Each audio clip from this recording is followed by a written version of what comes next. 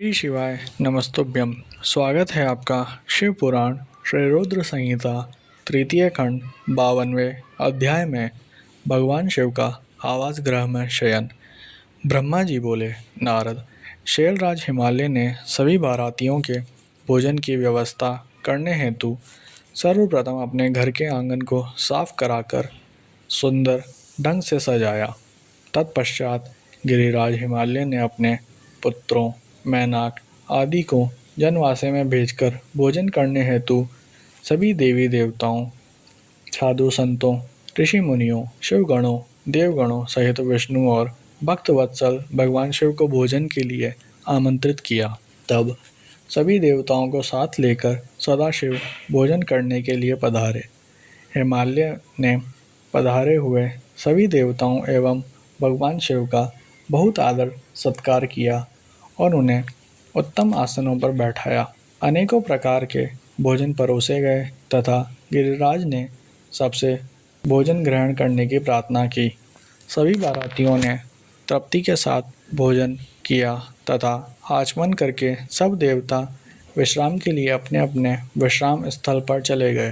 तब हिमालय प्रिया देवी की आज्ञा लेकर नगर की स्त्रियों ने भगवान शिव को सुंदर सुसज्जित वास भवन में रत्न जड़ित सिंहासन पर सादर बैठाया। वहाँ उस भवन में सैकड़ों रत्नों के दीपक जल रहे थे। उनकी अद्भुत जगमगाहट से पूरा जीवन आलोकित हो रहा था। उस वास भवन को अनेकों प्रकार की सामग्रियों से सजाया और संवारा गया था।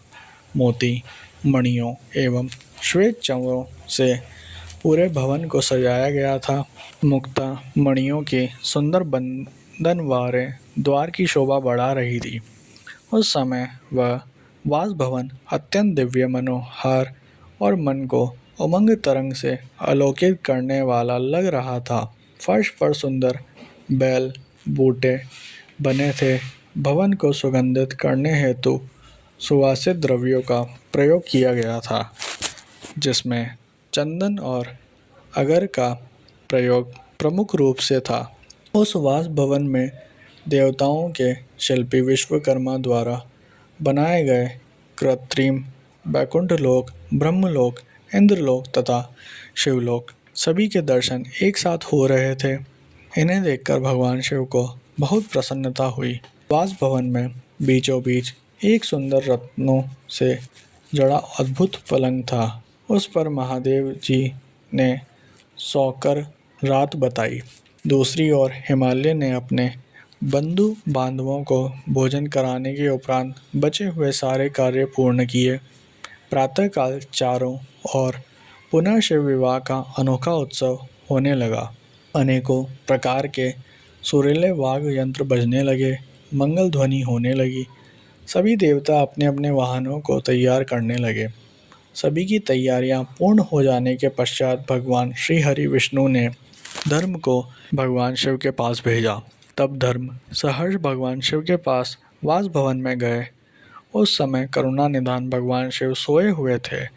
यह देखकर योग शक्ति संपन्न धर्म ने भगवान शिव को प्रणाम करके उनकी स्तुति की और बोले, हे महेश्वर, हे महादेव, मैं भगवान श्री हरि विष्णु की आज्ञा से यहाँ आया हूँ।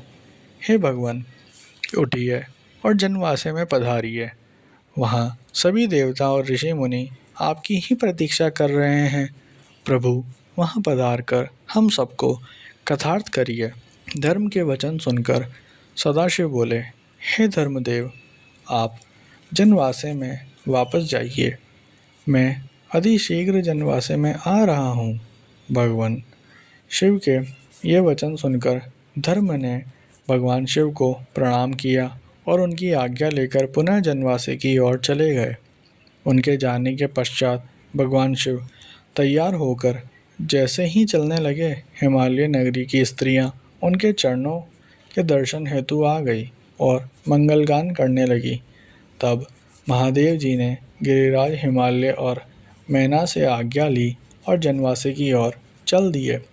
वहां पहुंचकर महादेव जी ने मुझे और विष्णु जी सहित सभी ऋषि मुनियों को प्रणाम किया। तब सब देवताओं सहित मैंने और विष्णु जी ने शिव जी की वंदना और स्तुति की।